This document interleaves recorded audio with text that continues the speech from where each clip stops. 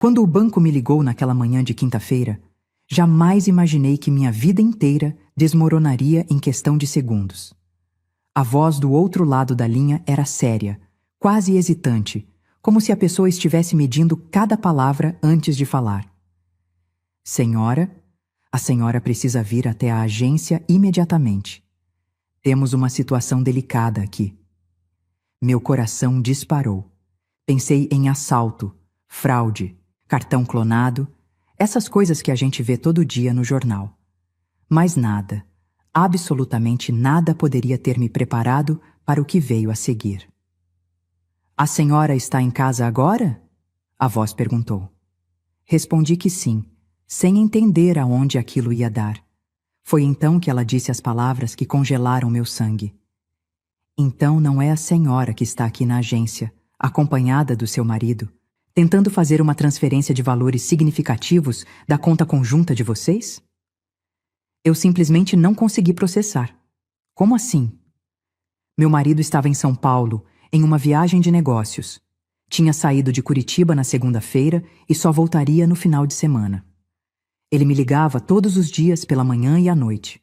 Tínhamos conversado havia poucas horas. Isso é impossível, eu disse, sentindo minhas pernas fraquejarem. Meu marido está viajando a trabalho. Houve um silêncio do outro lado.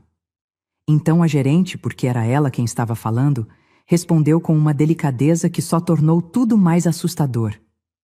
Senhora, seu marido está aqui na minha frente neste exato momento e está acompanhado de uma mulher que se apresentou como a senhora.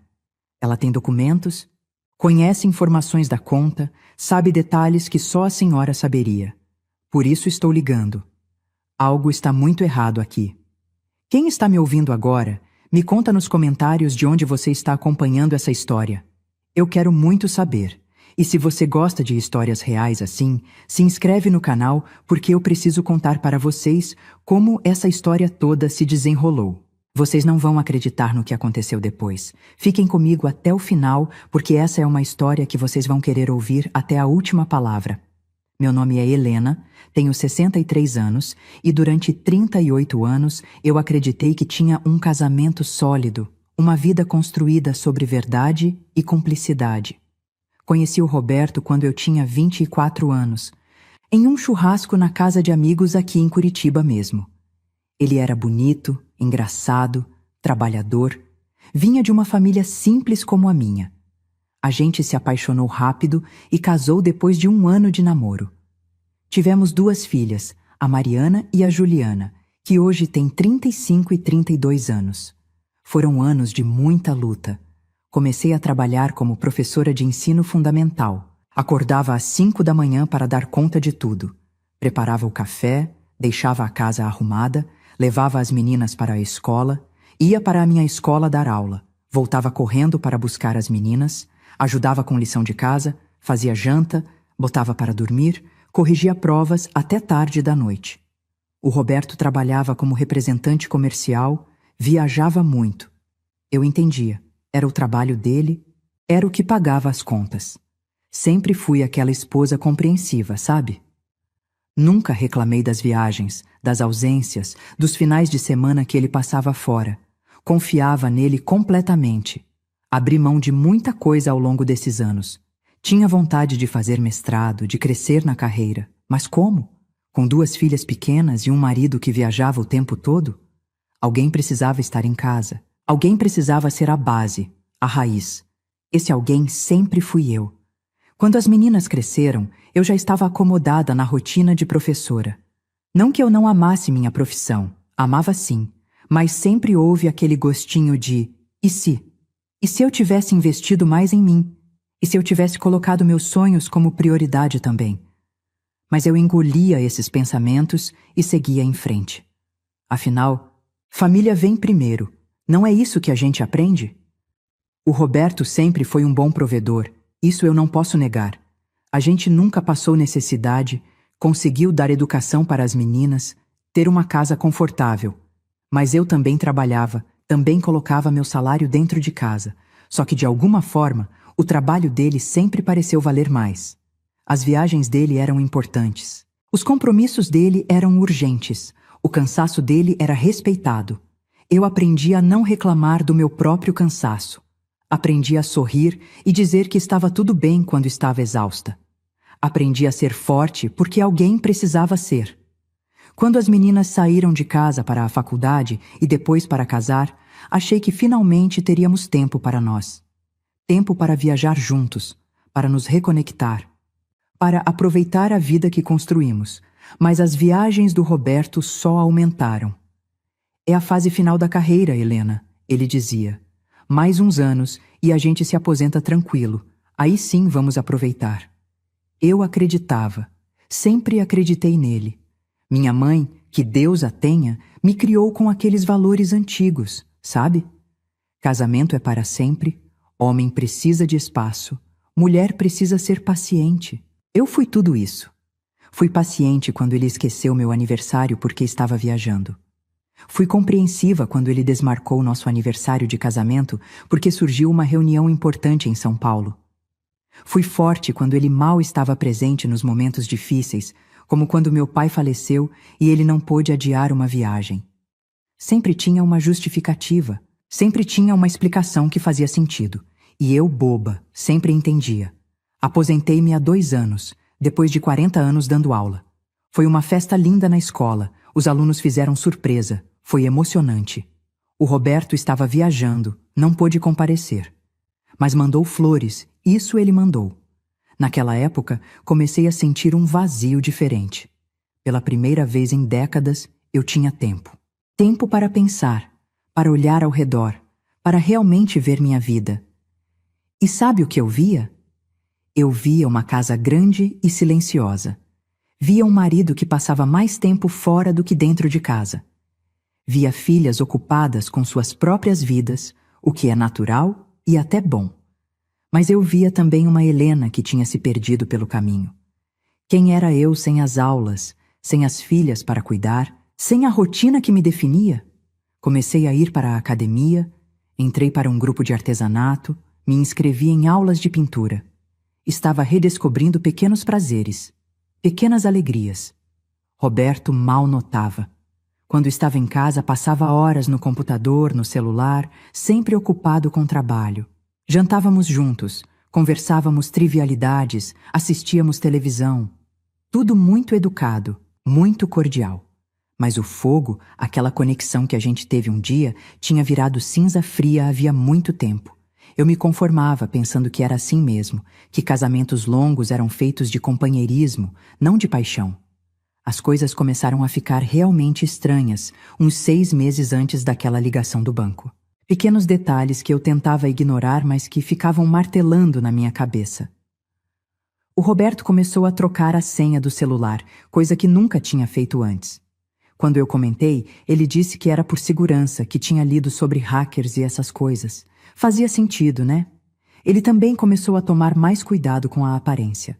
Comprou roupas novas, começou a usar um perfume diferente, mais jovem.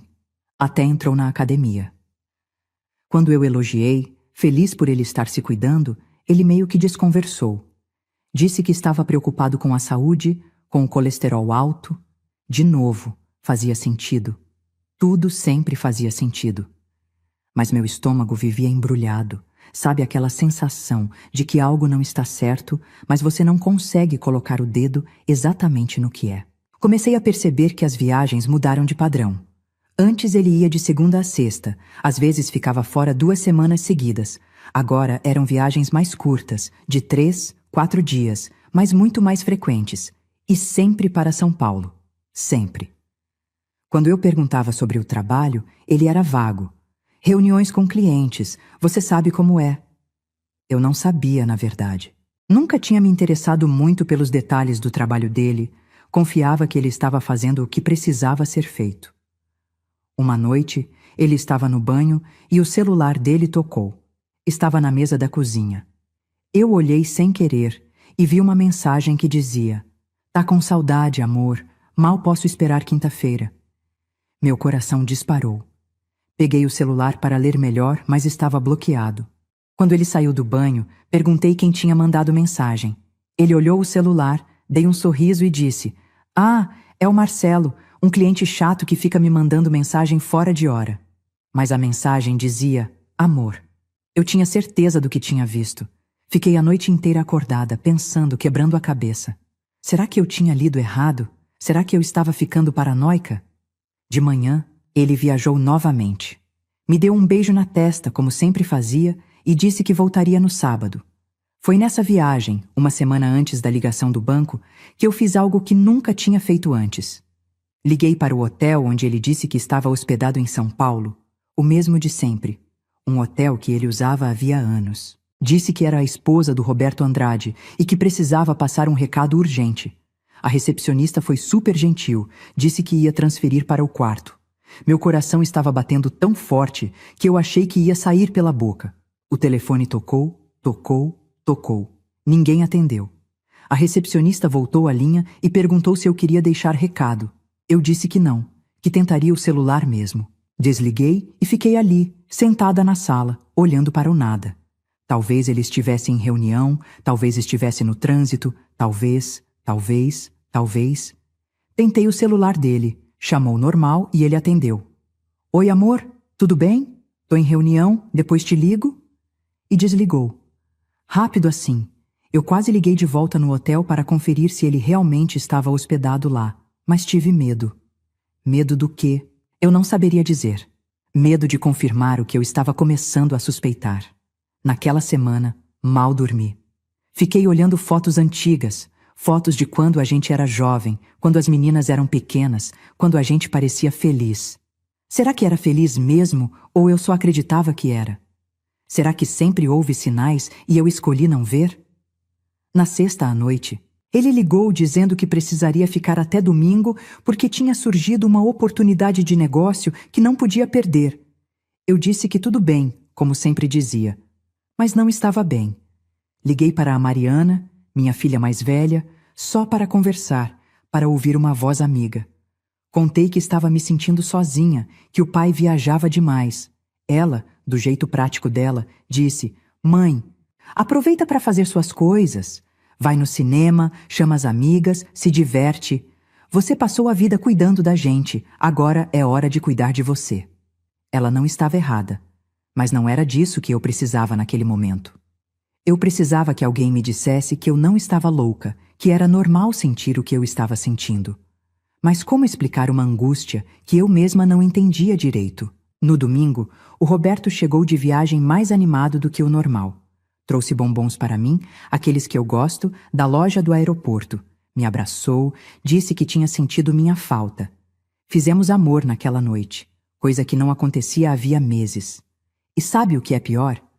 Por um momento, eu acreditei que estava tudo bem, que eu tinha imaginado coisas, que eu estava sendo boba, que o casamento estava voltando aos trilhos, como eu fui ingênua. Na segunda-feira, ele saiu para mais uma viagem. 3 dias em São Paulo, voltaria na quinta à noite. Me beijou na porta, disse: Te amo, até quinta.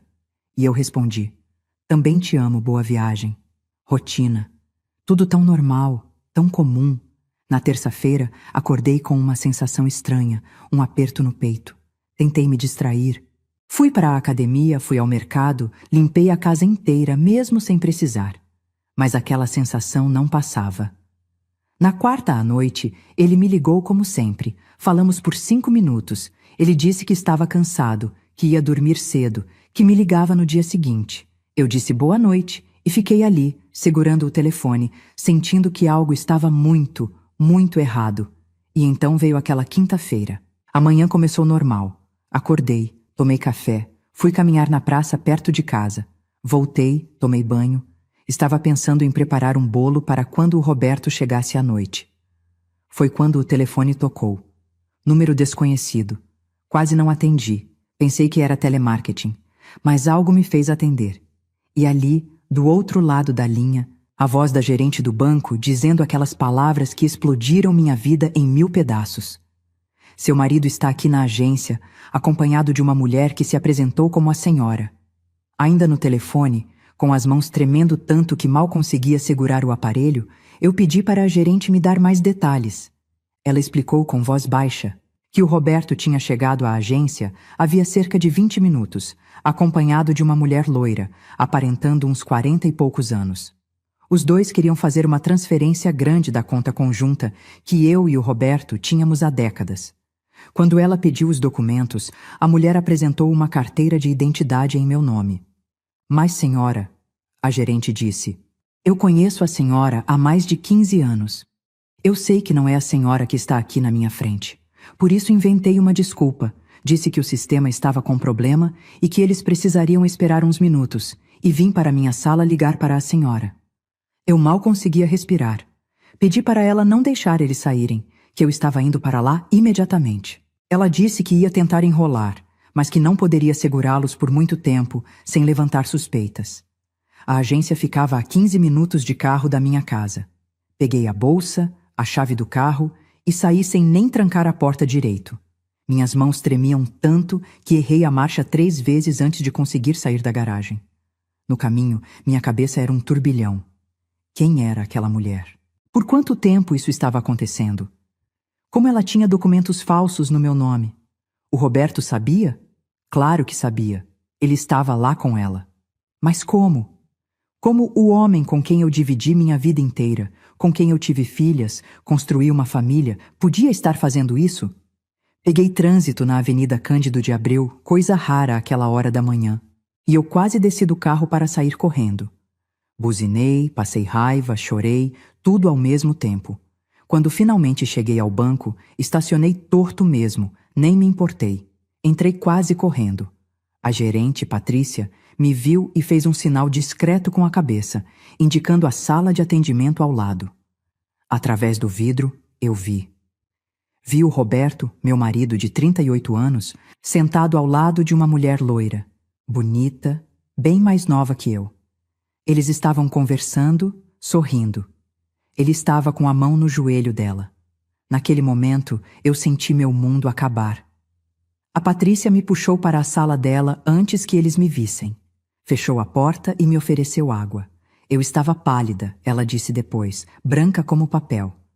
O que a senhora quer fazer? Ela perguntou. Eu já liguei para o gerente de segurança. Podemos chamar a polícia por causa dos documentos falsos. Eu nem sabia o que responder. Parte de mim queria entrar naquela sala e fazer o maior escândalo. Parte de mim queria desaparecer, morrer de vergonha ali mesmo. Mas então, uma parte de mim que eu nem sabia que existia, uma parte forte e fria, tomou o controle. Me mostra o que eles queriam fazer. Eu pedi. Patrícia me mostrou no computador.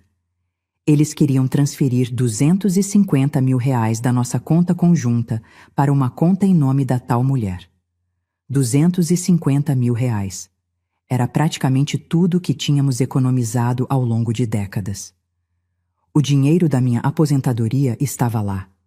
O dinheiro que a gente tinha guardado para emergências, para aproveitar a velhice, para deixar para as meninas. Ele ia roubar tudo, roubar de mim, da família dele, pelas costas, com documentos falsos, com mentiras.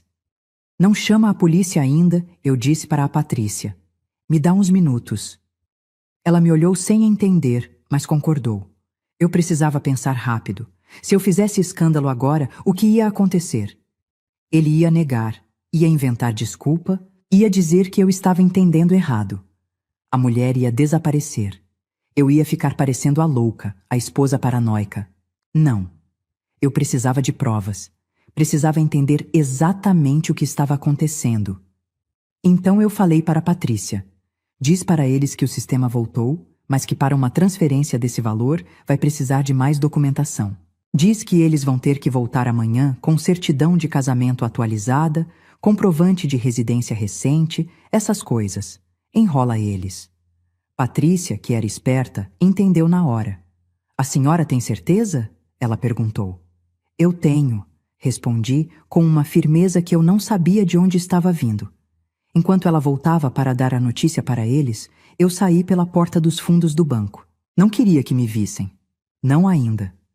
Entrei no carro e fiquei ali, estacionada a uns metros da porta do banco, esperando. 10 minutos depois, vi quando eles saíram. O Roberto estava visivelmente irritado, gesticulando. A mulher tentava acalmá-lo, segurava o braço dele. Eles entraram em um carro que eu não conhecia, um Honda prata, e saíram. Eu os segui. Sei lá de onde tirei coragem para fazer isso, mas fiz. Segui mantendo distância, com o coração batendo descompassado. Eles foram para um prédio na região do Batel, um prédio moderno desses novos. Estacionaram na garagem. Eu parei do outro lado da rua e esperei. Esperei quase 1 hora, pensando no que fazer, quando o telefone tocou. Era o Roberto. Atendi, tentando controlar a voz. "Oi, amor", ele disse com aquela voz normal, como se nada estivesse acontecendo. "Tudo bem aí? Tô super atarefado aqui. Acho que vou ter que ficar até sexta. Surgiu uma complicação." Complicação. Ele chamou de complicação. Engoli o choro que queria sair e respondi. "Ah, que pena, amor. Mas tudo bem, vai resolvendo aí. A gente se vê no fim de semana então." "Isso, no sábado eu tô aí. Te amo."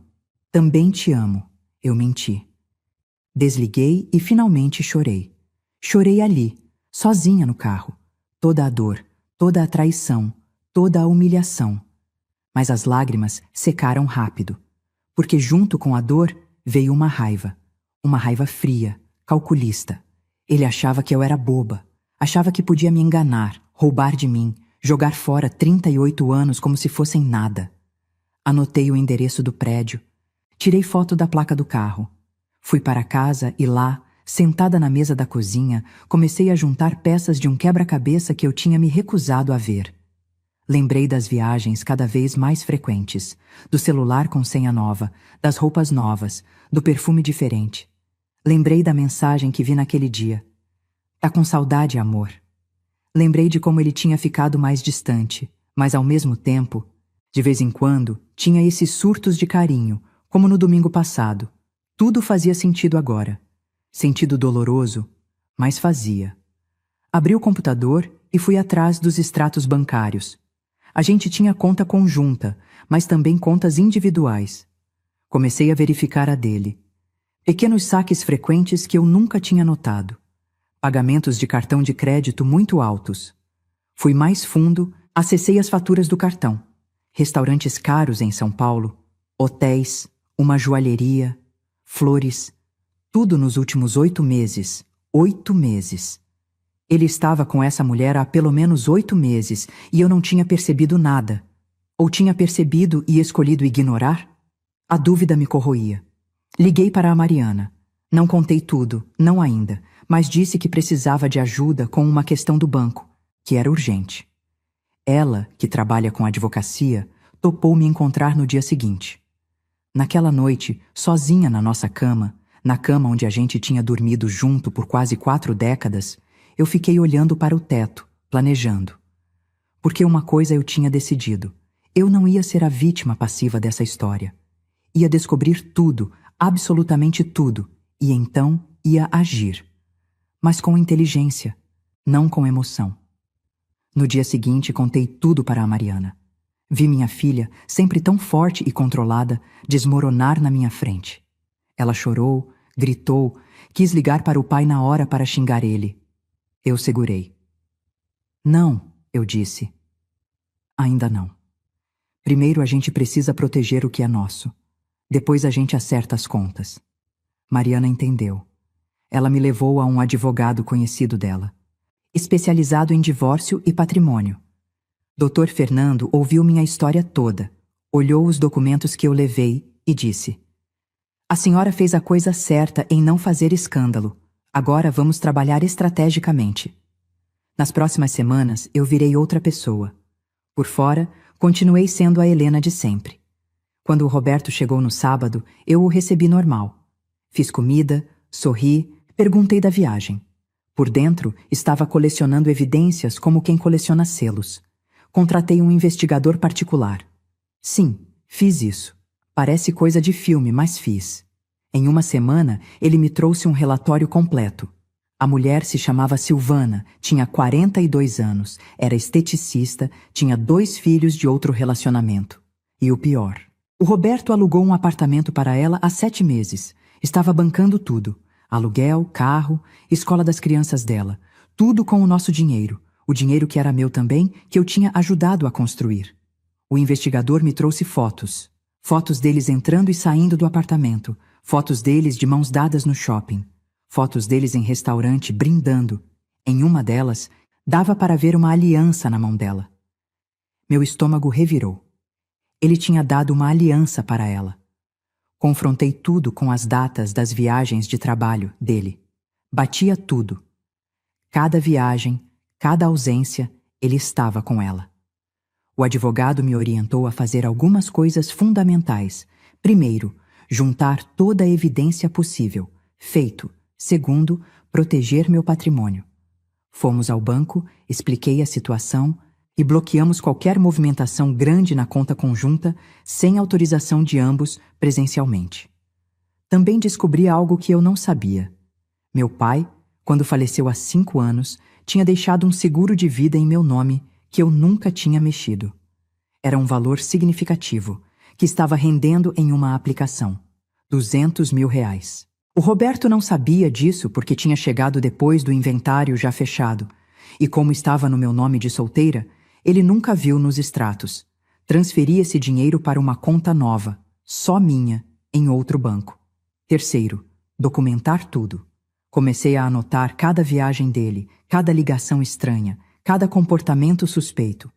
Quarto, garantir que a casa e os outros bens ficassem protegidos. A casa onde a gente morava estava no nome dos dois, mas descobri que eu poderia entrar com medidas legais para garantir minha parte. E o mais importante, comecei a me preparar emocionalmente para o confronto que eu sabia que viria. Durante esse tempo todo, eu atuei. Atuei como nunca tinha atuado na vida. Quando ele estava em casa, eu era a esposa perfeita, carinhosa, atenciosa, interessada. Fazia as comidas que ele gostava, perguntava do trabalho, ria das piadas sem graça dele. E sabe por quê? Porque enquanto ele achava que estava me enganando, eu estava 3 passos à frente, protegendo minha vida, meu futuro, minha dignidade. A cada dia que passava, eu sentia crescer dentro de mim uma força que eu não sabia que tinha. 63 anos de idade e estava descobrindo que era mais forte do que jamais imaginei. Conversei com minhas filhas, contei tudo. Foi difícil ver minhas meninas odiando o pai, questionando cada memória da infância. Mas elas ficaram do meu lado, como eu sabia que ficariam. A Juliana, a mais nova, queria confrontar o pai imediatamente. Mas eu pedi paciência. Tem que ser no momento certo, eu disse. E eu quero que seja em nossos termos, não nos dele. Enquanto isso, o Roberto continuava sua vida dupla, achando que estava tudo sob controle. As viagens continuavam. Agora eu sabia exatamente onde ele estava e com quem. O investigador me mandava relatórios semanais. Descobri até que ele tinha apresentado a Silvana como esposa dele para os amigos de São Paulo. Contava que era divorciado, que os filhos eram adultos e independentes. Apagou nossa família inteira da narrativa dele, como se a gente nunca tivesse existido. Cada descoberta era uma facada, mas também era combustível. Combustível para o que eu estava planejando. Porque eu não ia só me divorciar dele. Eu ia garantir que ele pagasse por cada mentira, por cada humilhação, por cada centavo roubado. O Dr. Fernando me explicou todos os meus direitos. Como a traição era comprovada e documentada, como ele tinha desviado o patrimônio conjugal, eu tinha direito a muito mais do que a simples divisão meio a meio. Preparamos toda a documentação do divórcio, toda a ação de reparação, tudo nos mínimos detalhes, só esperando o momento certo. 1 mês depois daquela ligação do banco, o Roberto chegou em casa numa sexta à noite com uma novidade. Amor, ele disse, com aquele sorriso que eu tinha amado um dia. Que tal a gente fazer uma viagem juntos? Faz tempo que não aproveitamos só nós dois. Pensei em alugar uma casa em Floripa por um fim de semana. O que acha? Eu quase ri. Quase. Porque eu sabia exatamente o que era. Consciência pesada. Ou pior, estratégia. Faz uma viagem com a esposa para disfarçar, para ela não desconfiar, enquanto continua com a amante. Adorei a ideia, eu respondi sorrindo. Vamos sim, vai ser ótimo. E enquanto ele me abraçava, achando que tinha me conquistado de novo, eu pensava na ironia. Ele não fazia ideia da tempestade que estava prestes a cair sobre ele. Marcamos a viagem para dali a 3 semanas. Tempo suficiente para eu terminar de organizar tudo, porque eu tinha decidido, seria nessa viagem que eu confrontaria ele. Longe de casa, só nós dois, sem para onde ele correr. Durante essas 3 semanas, acelerei tudo. Dr. Fernando finalizou todos os documentos. Eu transferi tudo que era meu de valor sentimental da casa para a casa da Mariana. Fotos de família, algumas joias que eram da minha mãe, documentos importantes. Fiz cópias de tudo que poderia precisar. Mudei senhas de e-mail, de redes sociais, de tudo. Peguei a chave reserva do carro dele e fiz uma cópia. Entreguei para o investigador que conseguiu colocar um rastreador. Pode parecer extremo, mas eu precisava estar preparada para qualquer coisa. Também comecei terapia. Precisava de ajuda profissional para processar tudo aquilo, para não enlouquecer. A psicóloga me ajudou a entender que nada daquilo era culpa minha, que eu não tinha falhado como esposa, que as escolhas dele eram só dele. Foi libertador ouvir isso de alguém. 2 dias antes da viagem, eu estava na cozinha preparando o jantar quando o celular dele tocou. Ele estava no banho. A tela acendeu com uma mensagem. Amor, não aguento mais fingir. Quando você vai contar para ela? Era da Silvana. Meu sangue ferveu, mas eu mantive a calma. Tirei foto da tela, mais uma evidência para a coleção. Quando ele saiu do banho, o celular já tinha desligado sozinho. Ele nem checou. Jantamos, assistimos um filme e ele foi dormir. Eu fiquei acordada, olhando para aquele homem na minha cama, roncando tranquilo, sem nenhum remorso. E pensei em todos os anos que eu tinha dedicado a ele, a essa família. Pensei em todas as vezes que coloquei as necessidades dele antes das minhas. Pensei em como eu tinha sido leal, fiel, dedicada. E pensei em como ele tinha jogado tudo isso no lixo. Naquela noite, eu chorei pela última vez por ele. Chorei pelo casamento que morreu, pela vida que eu tinha imaginado, pela Helena que acreditava em finais felizes. Quando o sol nasceu, aquela Helena tinha ido embora. No lugar dela, nasceu uma mulher que sabia seu valor e não ia aceitar menos do que merecia. Finalmente chegou o dia da viagem. Roberto estava animado, arrumou as malas cantarolando. Eu arrumei a minha com cuidado, colocando não só roupas, mas também uma pasta com documentos, a pasta que mudaria tudo. Saímos de Curitiba de manhã cedo, pegamos a estrada para Florianópolis. Durante o trajeto, ele estava falante, contando histórias, fazendo planos para os dias lá. Falou até em renovarmos os votos quando fizéssemos 40 anos de casados, que seria dali a 2 anos. A hipocrisia dele não tinha limites. Eu sorria, concordava, enquanto minha mão apertava a alça da bolsa onde estavam os documentos. Chegamos à casa alugada no meio da tarde. Era bonita, de frente para o mar, em uma praia mais isolada. Ele tinha escolhido bem, reconheço.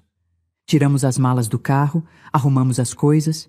Ele sugeriu irmos jantar fora, em um restaurante que tinha visto na internet. Hoje não, eu disse.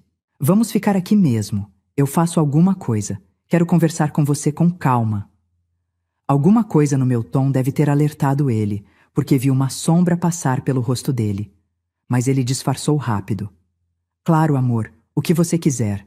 Preparei um jantar simples, massa com molho. A gente comeu na varanda, ouvindo o barulho do mar. Estava até romântico, de certa forma. Depois do jantar, servi vinho.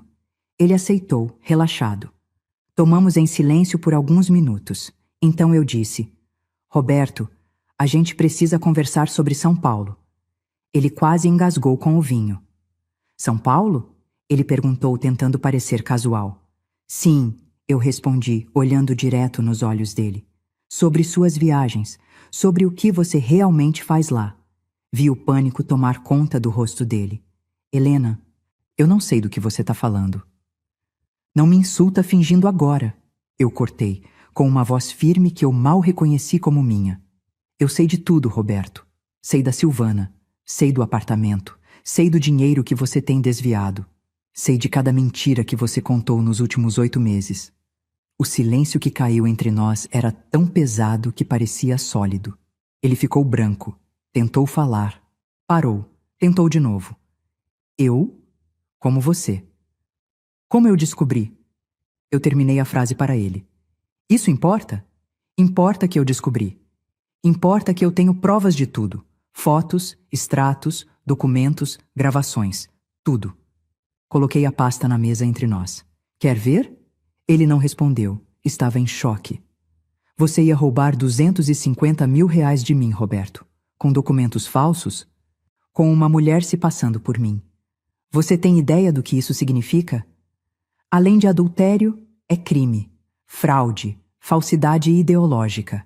Finalmente ele reagiu. Helena, eu posso explicar. Explica então, eu disse, recostando na cadeira. Explica como você conseguiu passar 8 meses vivendo uma vida dupla. Explica como você conseguiu olhar para mim todos os dias, dizer que me amava e estar com outra. Explica como você ia roubar de mim, da sua família. Ele começou a falar, tropeçando nas palavras, tentando montar uma narrativa que fizesse sentido. Disse que se sentiu sozinho quando eu aposentei, que eu mudei, que ele procurava algo que tinha perdido. Disse que a Silvana tinha aparecido numa hora difícil dele, que tinha sido fraco, que foi erro. Erro? Eu repeti, sentindo a raiva subir. Erro é esquecer de comprar leite no mercado. Erro é chegar atrasado num compromisso, alugar um apartamento para a amante, bancar a vida dela com o dinheiro da família, tentar roubar nossa economia, mentir todos os dias por 8 meses. Isso não é erro, Roberto. Isso é escolha. Você escolheu fazer tudo isso. Ele começou a chorar. Chorar de verdade, lágrimas escorrendo, soluços. Disse que amava as duas, que estava confuso, que não sabia o que fazer. Você ama ela? Eu perguntei. Ele hesitou e aquela hesitação me deu a resposta. Sim, ele finalmente admitiu. Acho que sim. Aquilo doeu mais do que eu esperava, mesmo já sabendo. Ouvir dele, ver na cara dele, era diferente. Então, você tomou sua decisão, eu disse. E eu tomei a minha. Mal, foi quando puxei os papéis de dentro da pasta. Eu entrei com o pedido de divórcio há 3 dias. Você vai ser notificado oficialmente semana que vem, mas quero que saiba agora. Não quero mais um dia de mentira, não quero mais fingir. Entreguei os papéis para ele. Ele olhou, pasando as páginas, cada vez mais pálido. Tem tudo aqui, eu expliquei. Todas as provas da traição, do desvio de patrimônio. Meu advogado garantiu que você vai ter que devolver cada centavo que tirou da nossa conta para bancar sua amante. E mais, por ter tentado fraude naquele dia no banco, você pode responder criminalmente. A única razão de eu não ter chamado a polícia ainda é porque não quero que minhas filhas vejam o pai delas sendo preso. Mas isso pode mudar se você dificultar o processo. Ele tentou argumentar, disse que ia perder tudo, que não tinha onde morar. Você deveria ter pensado nisso antes, eu respondi. A casa fica comigo. É o mínimo depois de eu ter dedicado minha vida inteira a cuidar dela e da nossa família. Você pode ir morar no apartamento que você alugou para a Silvana, já que parece que é lá que você quer estar mesmo. Ele implorou. Implorou perdão. Implorou uma segunda chance. Disse que terminaria com ela, que faria terapia, que mudaria. Mas era tarde. Roberto, eu passei as últimas semanas pensando se deveria te dar uma chance. Sabe o que me fez decidir?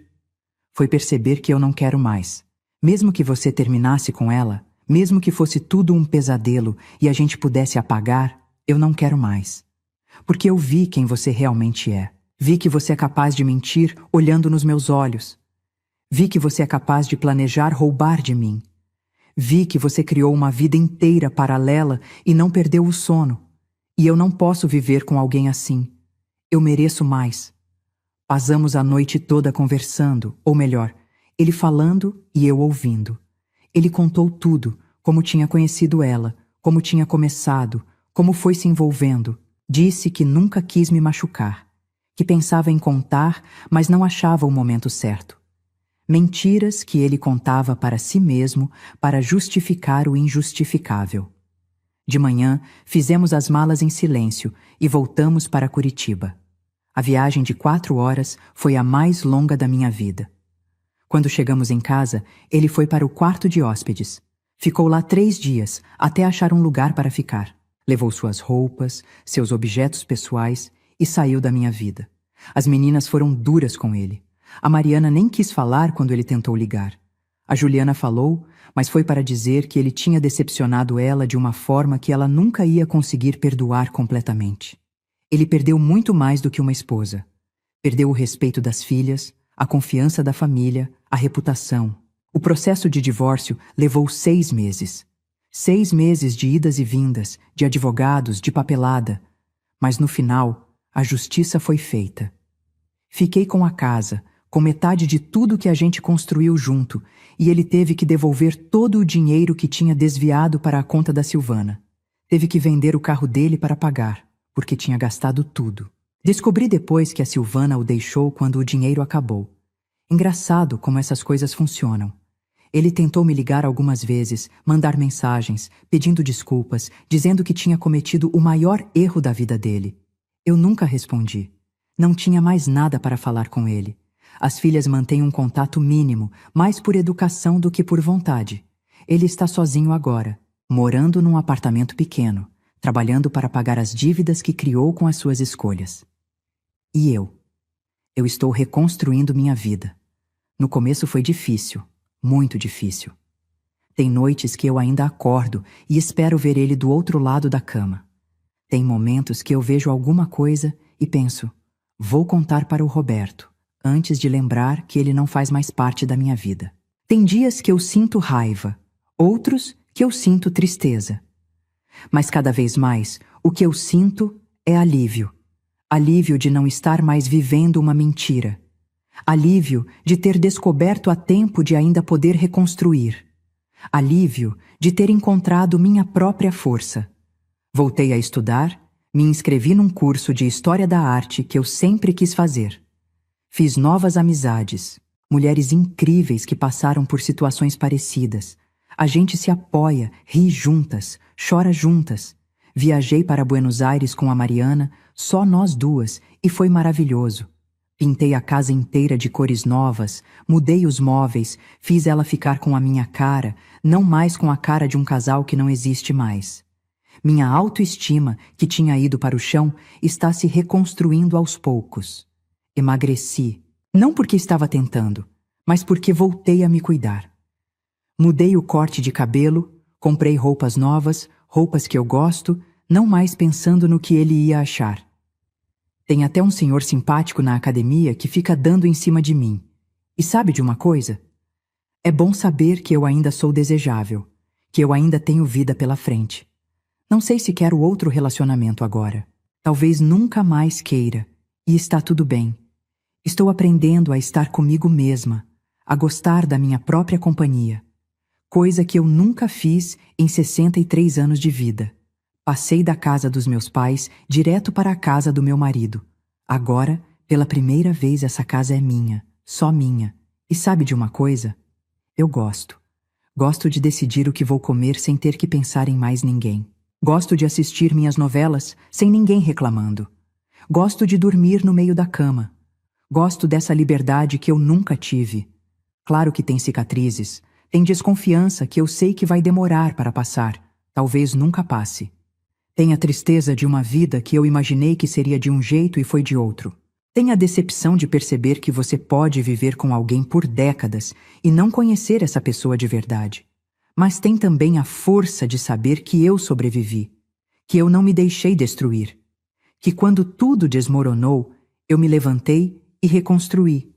Tenho orgulho de ter enfrentado tudo com dignidade, sem fazer escândalos, sem baixarias, mas também sem ser passiva, sem ser vítima. Hoje, quando olho no espelho, vejo uma mulher diferente.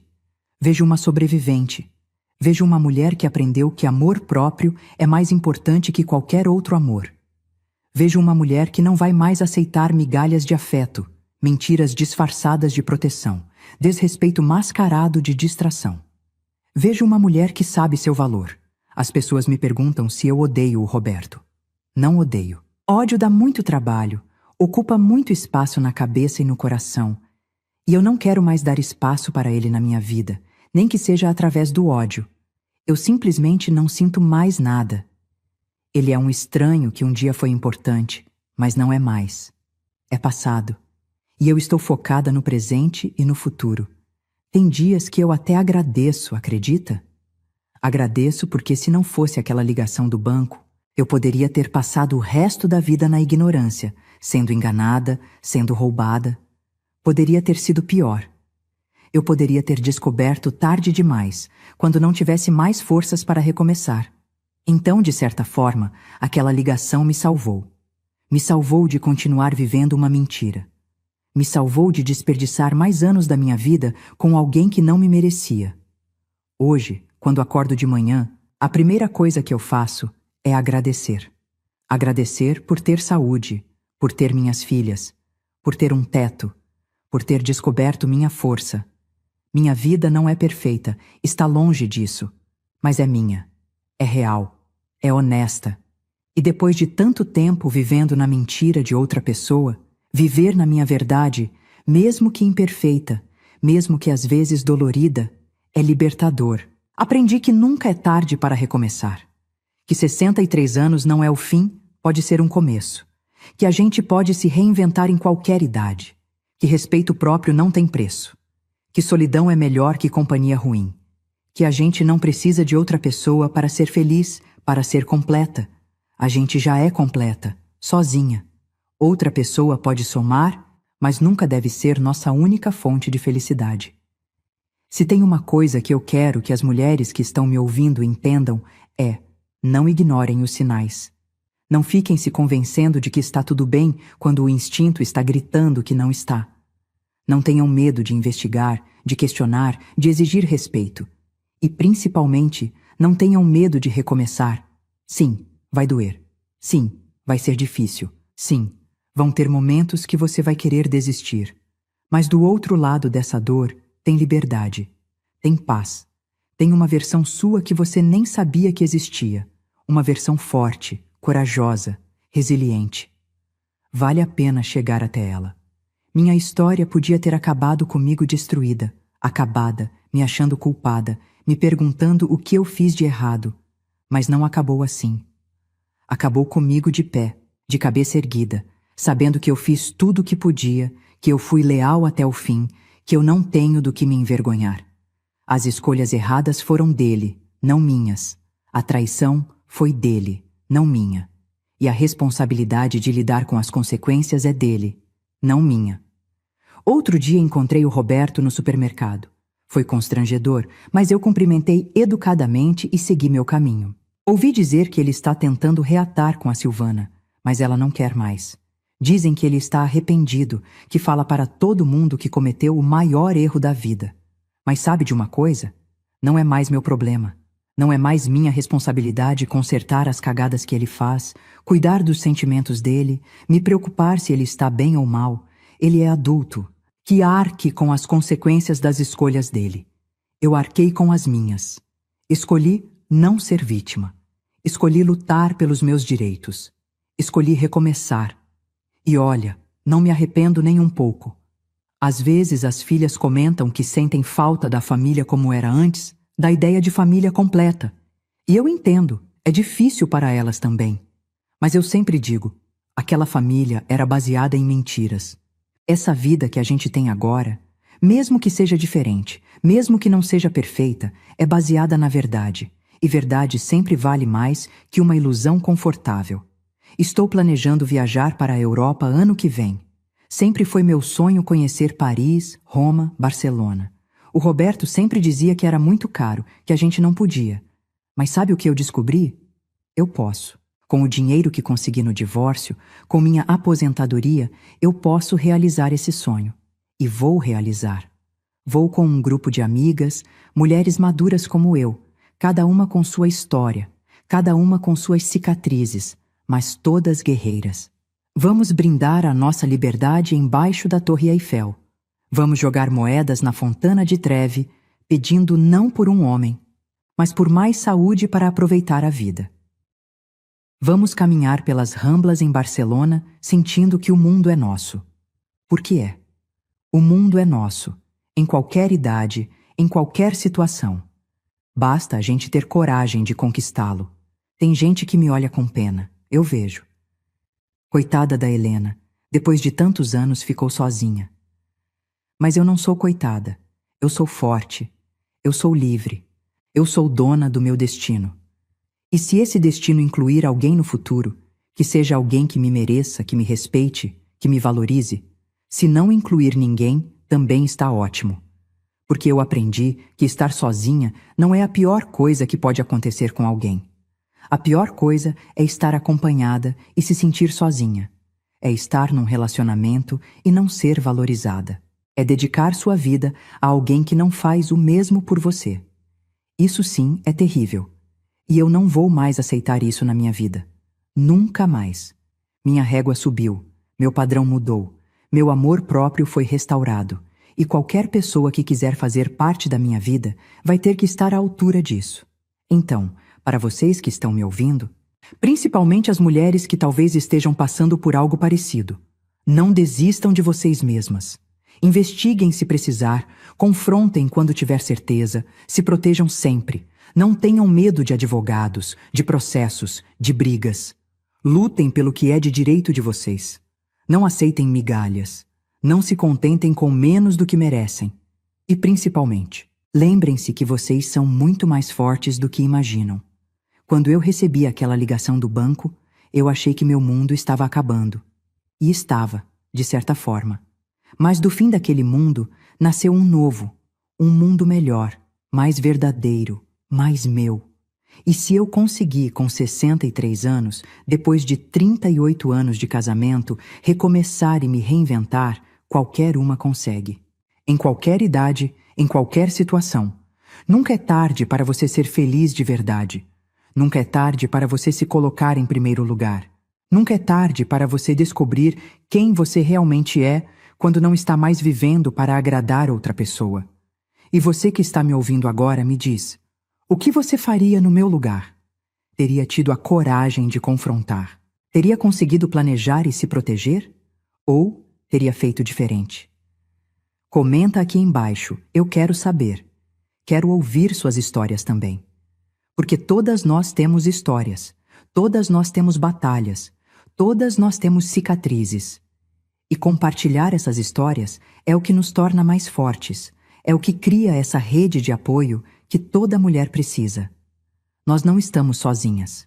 Pode parecer que sim às vezes, mas não estamos. Tem sempre outra mulher que passou por algo parecido, que entende, que pode estender a mão.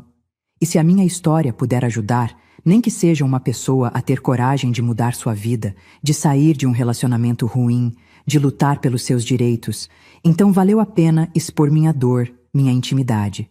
Porque a gente cura compartilhando, a gente cresce ajudando umas às outras. Essa é minha história. Uma história de traição, sim, mas principalmente uma história de recomeço, de força, de renascimento. Uma história que não acabou quando o casamento acabou. Uma história que, na verdade, está apenas começando. E o melhor capítulo ainda está por vir.